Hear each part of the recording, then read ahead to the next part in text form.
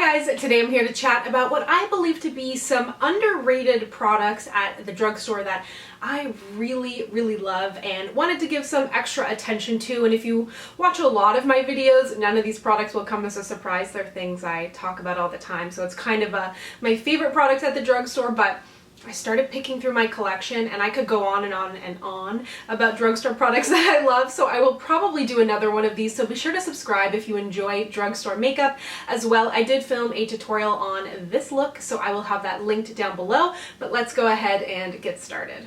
Now I have to get these out of the way. These are definitely not underrated on my channel. They are a type of product and two products that I love so much that I use all the time and recommend to everyone, and that is lash primers. Now I did a video a while back talking about drugstore products that I felt were better than their high-end counterparts, so I'll link that down below. It was a couple years back, but I definitely spoke about the L'Oreal Voluminous Lash Primer. If you are someone who doesn't wear false lashes and you're looking for a little oomph to your lashes, this is such a great way to do it. And more recently I discovered the Essence Volume Booster Lash Primer. Now I love both of these. I honestly wouldn't say that I love one more than the other, but I will say I love these more than the Dior, than the Marc Jacobs. What else have I tried? Either way, they're both so good, so it kind of depends which one you see.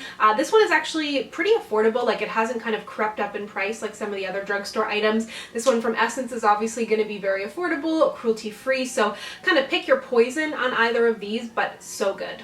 Next, let's talk about what's on my lips, and I absolutely love this product. I love the shades. I love how comfortable it feels. It's the Burt's Bees liquid lipstick, and Burt's Bees came out with a makeup line a couple of years ago, and I feel like something that may stop people from trying it is they talk a lot about natural ingredients, and while that's great, you're like, but is it effective? Because for me, you know, I'm not like a clean beauty type of person at all. While I appreciate that some brands do that, it's definitely not a deciding factor in my makeup, if I'm being completely honest with you. I think it's very popular right now. I think it's good to be discussing, you know, products and ingredients and stuff, but it's gotta be good too. So I really love these because they're kind of a liquefied lipstick, so it's all I have on my lips right now. It's got good pigmentation, really comfortable, still has good lasting power because it's got a little bit of thickness to it, but it's not sticky. And the shades, if you have my skin tone, something similar, the nudes in this line is incredible. You don't need lip liner, really easy to wear, really great shade range as well. So I did a nude lipsticks for my favorite nude lipsticks video, so I will link that down below, but I've also swatched this entire collection, so I will link that down below if you would like to see them in action, but they are very good. I've got another Essence product that I want to mention, and this is the Camoflauge Matte Concealer. It's been out for a while, but they recently released some more shades. Definitely some more work to be done on their shade ranges, but I love this as a spot concealer. I've tried it under the eyes as well and really love it there, but I think it makes such a good spot concealer, especially if you're not a huge fan of things that are in a stick format, because they can be a little bit greasy, or things that are in a pot can be a little bit cakey. I think the formula on this is really good because it is a little bit more matte. I haven't, like I said, played around with it a lot under my eyes because the shade is a little bit of a better match for like I've got tons of breakouts going on here right now. But it really sticks around on this skin. I kind of dab it on, let it set a little bit, pat it out with my fingers, and I think it does an incredible job. Overall, I would say that Essence in itself is sort of an underrated brand, depending on who you ask. Like, if you're deep into beauty, I think most people know that they make great stuff, but when I speak to like my friends and things like that, they'll be like, what's up with Essence? Or they'll be like, I need, you know, I had a friend who was buying a new Lancome mascara every 2 months, and she's like, please help me. And I was like, get Lash, princess. And she was like, you've changed my life. I've saved so much money now. So they make really good products, but I wanted to specifically point out this concealer.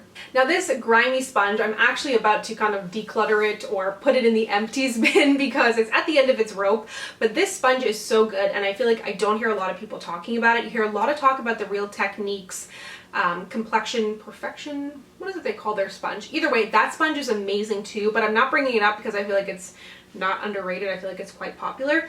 But this EcoTool sponge, not only is it like spongy and has a great texture, I love the actual design of it. So I love the flat side for doing my entire face, and then I really like this small side for blending out concealer, or more recently it's not drugstore at all, but I've been loving to use it with the Pat McGrath under eye powder and kind of pat that under my eyes. Not to bake, but I feel like that just little side is really nice, or you can use it for cream blush.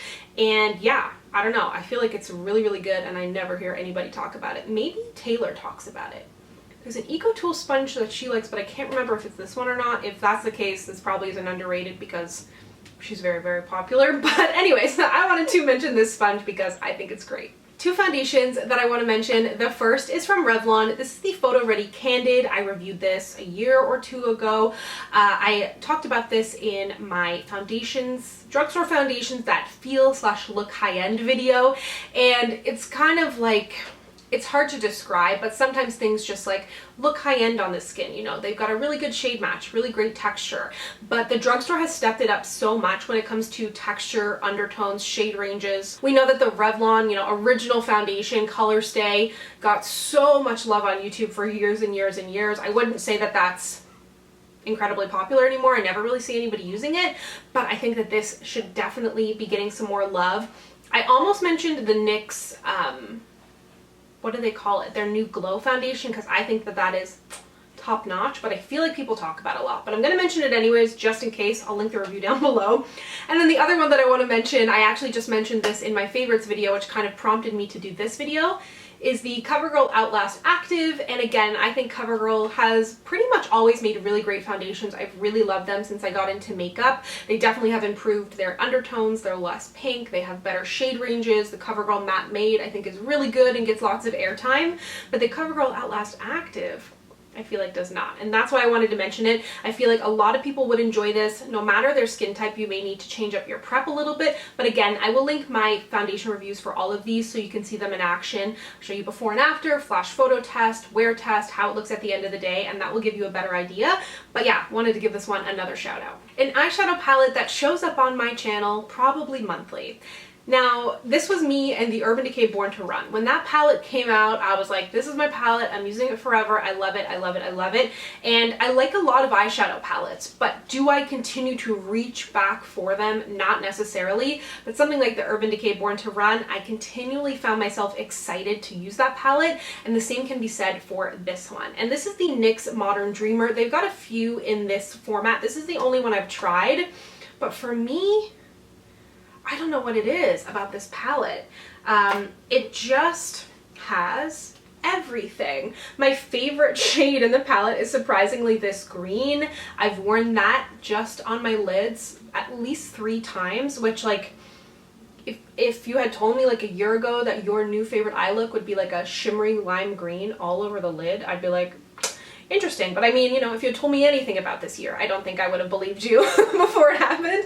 But yeah, you've got such a great selection of like neutrals and golds here. You've got tons of great warm matte shades. You've got tons of great shimmers, lots of color, but it's not done in a way that it feels confusing or intimidating, at least for me. It is like, it doesn't have like a strict kind of like rainbow like scheme, which I appreciate. I don't really like it when palettes go from like lightest to darkest necessarily. They kind of do it in a bit of an interesting way, but for me, I continue to reach for this, continue to love it, and I think it's incredible.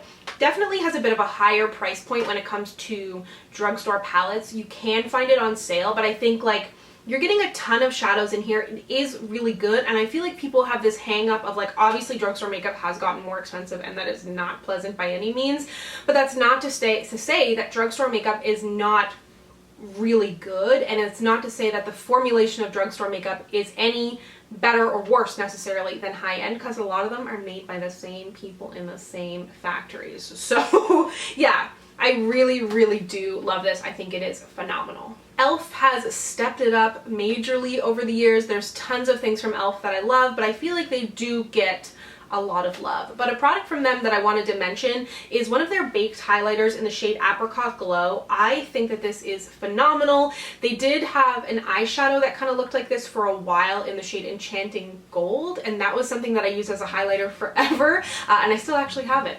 But this is so pretty.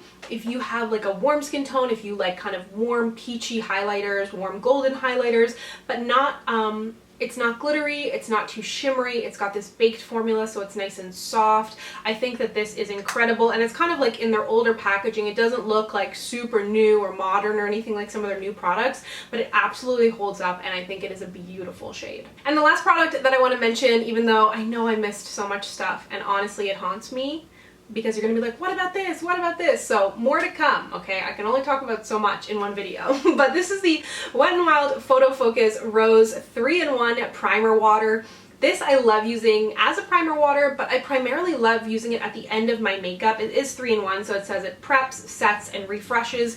I wouldn't say that this is the kind of primer that like locks everything into place like an Urban Decay All Nighter or a De-Slick, but it really kind of does something to your face, melts everything together. You definitely do get a bit of a glow, so if you have a really oily skin type, I recommend, if you do want to use this, set your face with it. Once your face kind of dries down a bit, then kind of powder the center of your face. That's what I did when I had really, really oily skin, because pretty much any setting spray is going to leave a little bit of a sheen. This I don't find to be like greasy or anything, but it is really beautiful. Comes in rose and cucumber and coconut. And I really think that this is something special, and I never ever hear anybody talking about it. So there you have it. Those are just a small selection of some of the things that I absolutely love from the drugstore that I wanted to give some more love to. But let me know down below, what is a product that you love that you never hear anybody talk about? I would love to hear that from you. If you'd like to connect with me, you can find me on Instagram, Twitter, and Facebook at SamanthaJaneYT, and I'll see you guys next time. Bye!